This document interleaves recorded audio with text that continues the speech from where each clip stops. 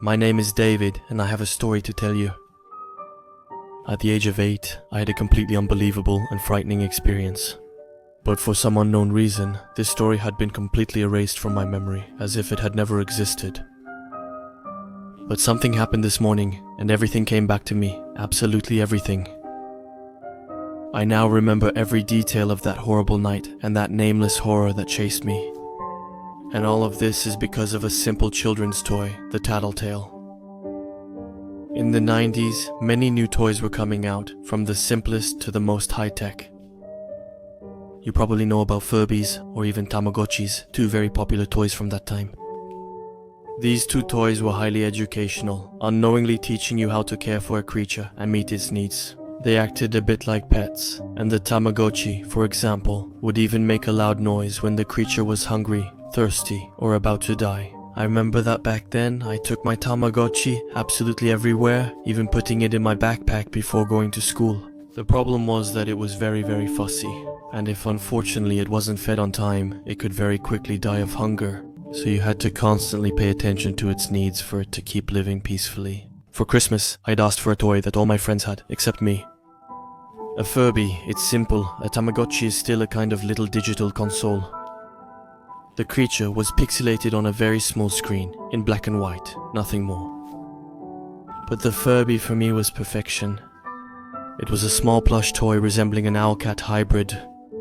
It was adorable, able to talk, hear, and in my opinion, a worthy Tamagotchi replacement. Despite my persistent pleas, my mother always refused to buy me one. We couldn't afford it because my mother wasn't working at that time and my father was unemployed. But I didn't realize that at the time.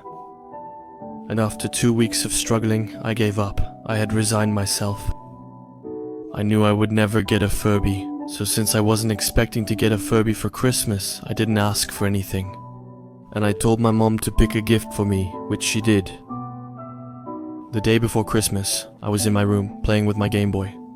My dad and my mom were talking, but I couldn't hear what they were saying. So I got down on my knees and pressed my ear against the floor. My mom was telling my dad that she had gone through all the aisles, and that this was the only thing she found that looked like a Furby. She was talking about a toy that wasn't very expensive and had just come out. A pet creature that you have to take care of as best as you can. At that moment, my heart started beating so hard with excitement that I almost screamed with joy. I didn't want to hear any more, and with a smile, I dove back into my Game Boy. You probably know that feeling, the one where you're so impatient that you're about to do the worst thing possible. For example, being so impatient to see a friend's reaction because you got them an awesome birthday present that you give it to them before their birthday. Or when you're so impatient to get your new car that you decided to take out a loan way too early at a time when you're not really financially comfortable. Well, kids sometimes feel the same way, but with Christmas presents. That's why, on the night of December 24th, after having dinner with my family, I decided to go downstairs while everyone was sleeping. And I set out to open my Christmas present early because I was really eager to try out this new toy. In my family, we tend to leave all the Christmas decorations on outside, even in the middle of the night.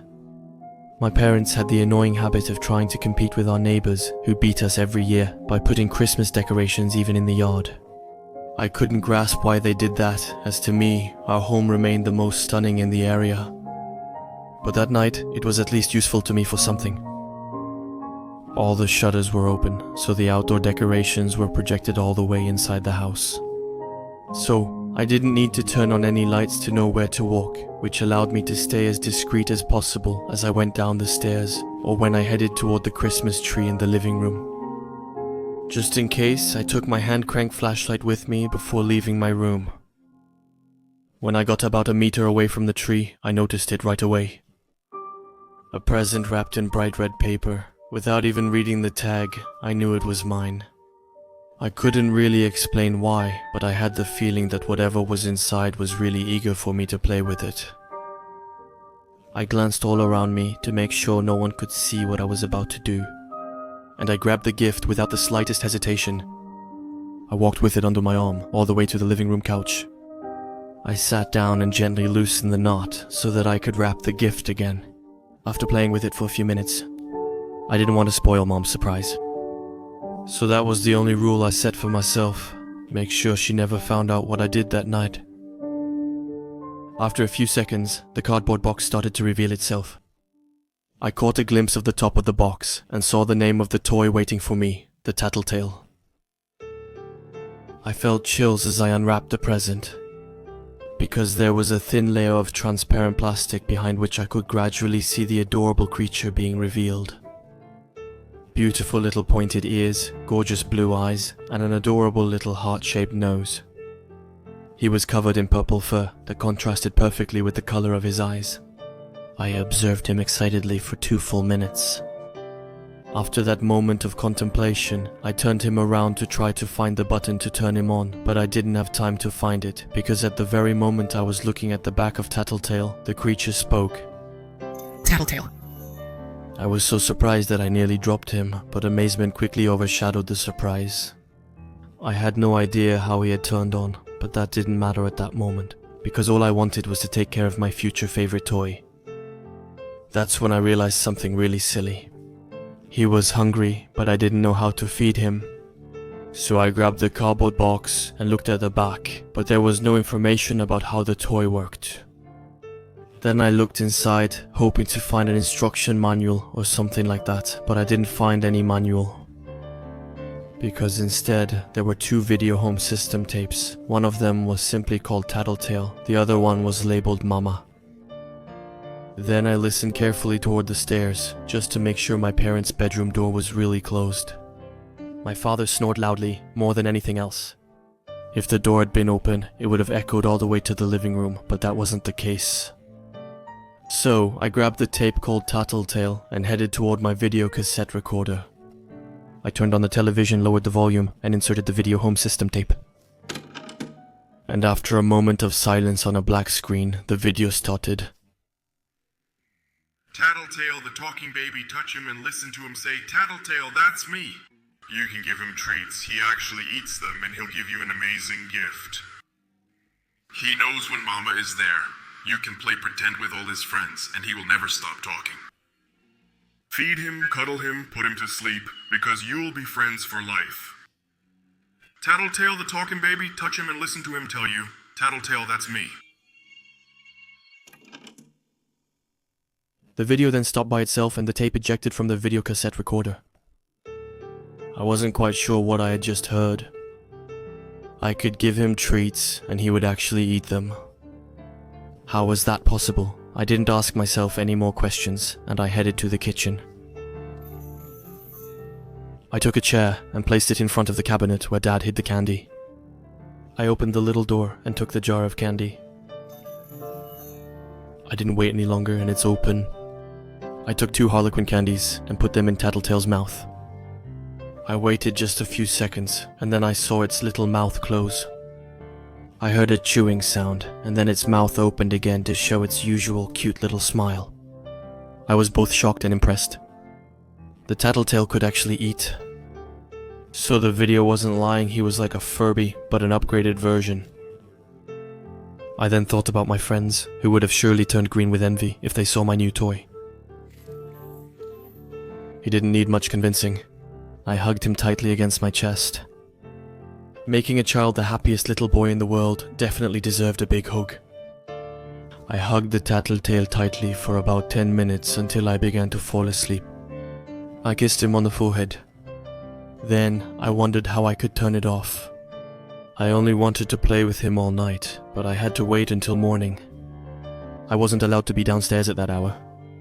And even less with my Christmas present in my hands, when I wasn't supposed to open it until the next morning, but I didn't even know how to turn it on.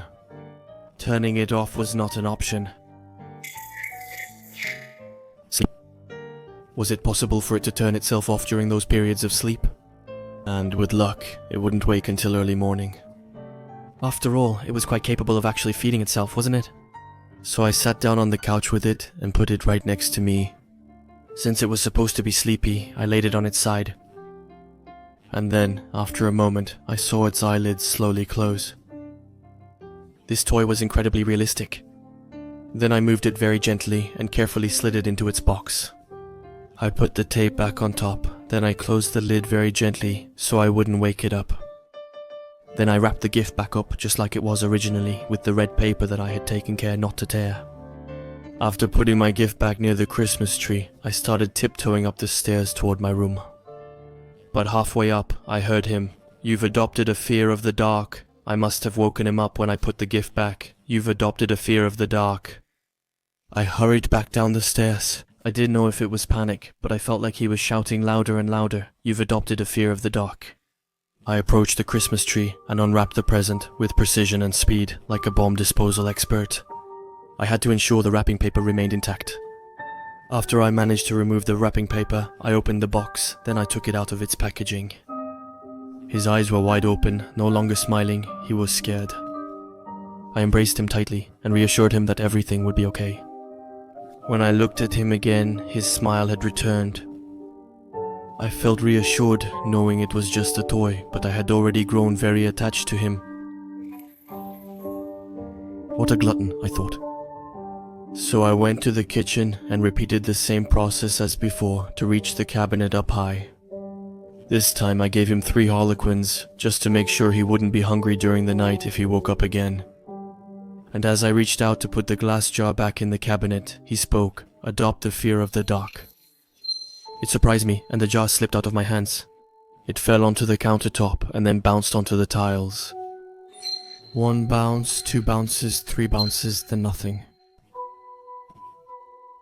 I had come within a hair's breadth of certain death, and I had just experienced a true miracle. The glass jar hadn't broken, but the noise had been particularly loud enough to alert my parents if their bedroom door had been open.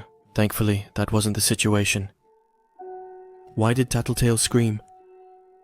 I looked around the room and noticed that it was particularly dark. In the kitchen, the light from the outdoor decoration struggled to get through.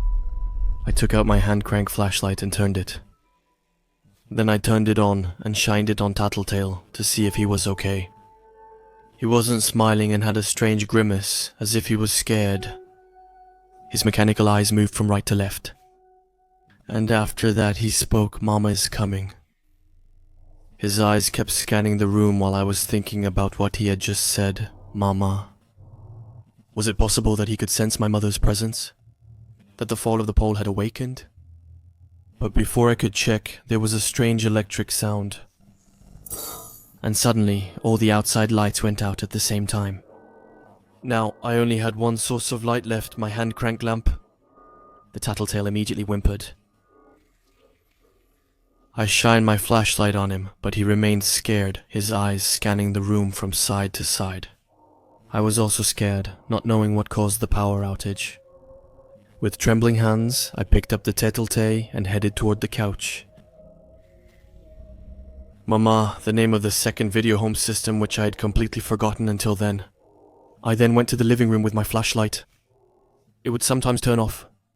I had to quickly turn the crank to turn it back on, otherwise the Tattletail might start screaming.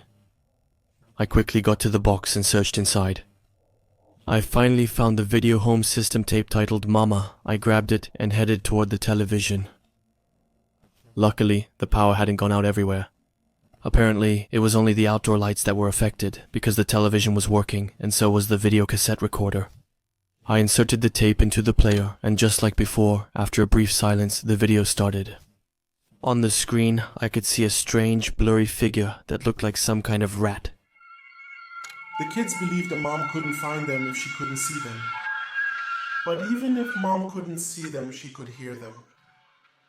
The sound of their little feet led Mom to them, and Mom found all the children, every single one.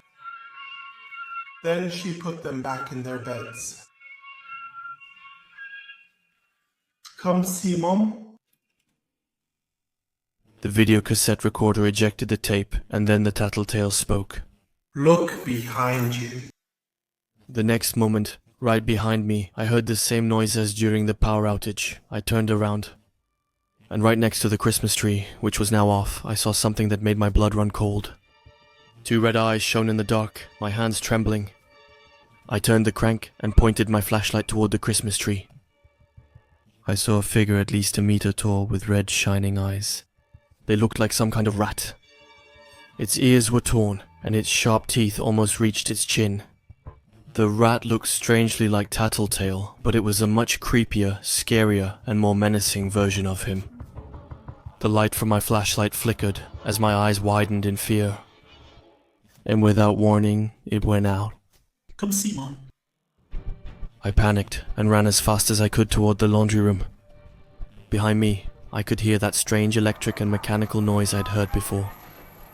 The huge rat was chasing me. But I made it in time, quickly closed the door behind me, and turned on the lights. My heart was pounding, like it was going to burst. The door had no lock or handle, so I had to put all my weight against it.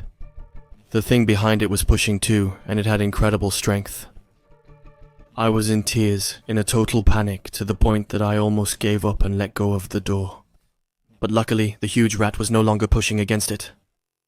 The pressure had gradually eased. The terrifying rat nearly made a meal of me. I was just a child and didn't have enough strength to compete with him. Mom is gone. The tattletale in my arms seemed to know what that thing was. It was Mama, the thing that spoke in the video. That thing was meant to watch her kids, and I was holding one in my hands. I immediately understood why that thing was after me, because I hadn't managed to take care of Tattletail in time. And when he talks, Mama hears him no matter where he is. I cried thinking about all that. What was I supposed to do?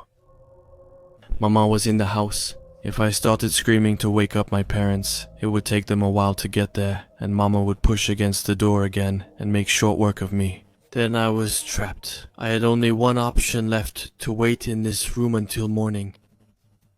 Because getting scolded for opening a present too early is still a lot better than being eaten alive by a giant rat. Tattletail interrupted my thoughts as I pondered another solution. My heart started racing. I had to act fast. I had two choices: open the door and expose myself, risking being eaten alive but with a small chance to feed Tattletail. Or stay in the laundry room while the toys screamed louder and louder, dooming me to certain death, because Mama could easily force the door open. I was crying and sweating, but I didn't think any longer. I turned the crank on my flashlight. Quickly, it turned on. Then, I opened the door. I swept the room with my flashlight, but my hand wasn't there. I pointed my flashlight toward the kitchen and took a deep breath, ready to run and quickly grab the candy. But as soon as I managed to get through the door, Tattletail exclaimed, "Tattletail, the end." My flashlight started flickering, and to my left, I heard the strange mechanical noise. I didn't stop to think, and I rushed toward the kitchen. I felt like something was looking for me. I could hear little quick footsteps scurrying behind me as I ran. But I didn't try to check. I jumped onto the countertop in one leap, almost falling, and I quickly opened the lid to grab a handful of candies. I was still trembling as I unwrapped two of them, and once I was done, I put them straight into the creature's mouth. I couldn't hear any more noise now. My hand didn't seem to be after me anymore. I caught my breath and thought. My options were limited. I could spend the night tending to Tattletail's needs. That solution was way too long for my liking. It was likely just past 1 antimeridium then. Otherwise, I could quietly go upstairs without alerting Mom and waking her up. But my mother would have been furious, and her screams would have alerted Mom, who would have come all the way to my parents' bedroom. Mom was just as sensitive to noise as to her child's cry. Otherwise, I had the third solution: abandon the Tattletail far from the house and go back to bed, praying that Mama wouldn't find me. This solution seemed to me to be the most reliable, because when the Tattletail screams outside and Mama rushes toward it, I'll already be far away. Warm in my bed, waiting in fear for the day to break, I looked one last time into Tattletail's eyes. I don't know if he was really guilty of all that. Even in the video home system, the toy appeared fearful of Mama. I had no choice but to take Mama as far away from here as I could. So I turned the crank once again and turned on the lamp. First, I pointed it into the living room to see if Mama was there, but nothing. Silence reigned supreme. Since the front door was locked, I thought about going out through the window. With tears in my eyes, I held them tightly against me. I knew that this was probably the last time I would see them. And even with everything that was happening, I was saddened to have to get rid of him. I was about to run away from my responsibilities, but I had no choice. Then I walked toward the window, looking all around me. When I aimed my flashlight at the pine tree, I saw her. My body froze, and I didn't dare shine the light on her completely. The creature was mostly alarmed by the noise and her child's cries. But I didn't want to take any risks. I put my flashlight on the windowsill and turned the handle. I could see the two glowing red eyes just below the pine tree, and I prayed they wouldn't notice me. I saw the red eyes moving from right to left. My hand moved slowly, but seemed to ignore my presence. So I pulled the handle and opened the window. I climbed over the ledge and went to the other side. The city was dark, with only streetlights and a few decorations from neighbors providing light. I planned to reach the nearest streetlight, which was already quite far from the house, to put the Tattletail underneath it and leave as quickly as possible. However, I overlooked one minor detail. I had left my flashlight on the windowsill, still turned on. And where I was, Tattletail and I were plunged into darkness. Tattletail is afraid of the dark. I heard the mechanical noise and saw Mama's horrible head appear on the windowsill. I sprinted as fast as I could toward the streetlight, while behind me, horrible screams echoed. I didn't know if I was going to make it to the streetlight, but I had to try. My life depended on it, but I lost all hope when I looked back while running. Mama was much faster than me and was gaining ground. She had her mouth wide open, ready to bite me, and kept running toward me in 2 small but quick strides. And just as she was only 1 or 2 meters away from me, with tears in my eyes and panic in my gut, I forcefully threw the Tattletail toward the neighbor's house. I threw it so hard that the window the Tattletail hit shattered from the impact. It then disappeared with a crash inside the neighbor's house. And the last thing I heard was the Tattletail saying, "Tattletail is afraid of the dark." I stopped running, exhausted, ready to accept my horrible fate. I turned around to see where Mama was. And she was there, just a meter away from me. But she wasn't running anymore either. She was staring straight into my eyes without moving. Her head snapped toward the screams. Then almost instantly turned back to me. She was hesitating. I knew she wanted to go to her child, but I was also a threat in her eyes. But then I was saved by something I absolutely didn't expect. What was that noise? Who's there? My neighbors were awake. Mama turned toward the neighbor's house. She let out a strange cry. Mom is watching over you. Then she sprinted toward the house. The next moment, I saw her leap through the window and disappear into the darkness of the room in the neighbor's house. I didn't try to understand, and I also sprinted toward my house. I went through the window, closed the air behind me, and hurried to get rid of the wrapping paper as well as the box. I hid it at the bottom of the trash can so my parents would never find it. Then I went up the stairs to my room, closed my door, shut my shutters, and hid under the covers. Exhausted, I closed my eyes and fell asleep almost instantly. The next day, it was my mother who came to wake me up as the sun's rays gently entered my room. She hugged me and asked me to go downstairs to open my presents. At that moment, I imagined that she hadn't noticed yet that my present had completely disappeared. But it didn't matter, I was ready to get properly scolded. I preferred that over being devoured by my own hand, as I've already told you. I went down the stairs and headed toward the living room near the Christmas tree. Dad and Mom were standing there and smiling at me. Mom came up to me and explained that she hadn't found a Furby, but instead I had another surprise.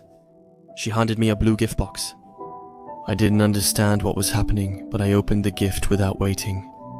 Inside was a poorly made Furby-like toy. It was obvious that it was some kind of knockoff. And according to what was written on the back of the box, the Furby, as they called it, couldn't eat or sleep. On the other hand, it would sometimes talk. I looked at Mom and smiled. We all hugged at the foot of the Christmas tree and had a pleasant Christmas. As I told you, I didn't remember anything at all. I think that after a week, I'd already forgotten everything that happened with Mom. It's only now that I'm wondering who could have left that gift under my Christmas tree that night. The gift clearly wasn't from my parents, so who gave it to me?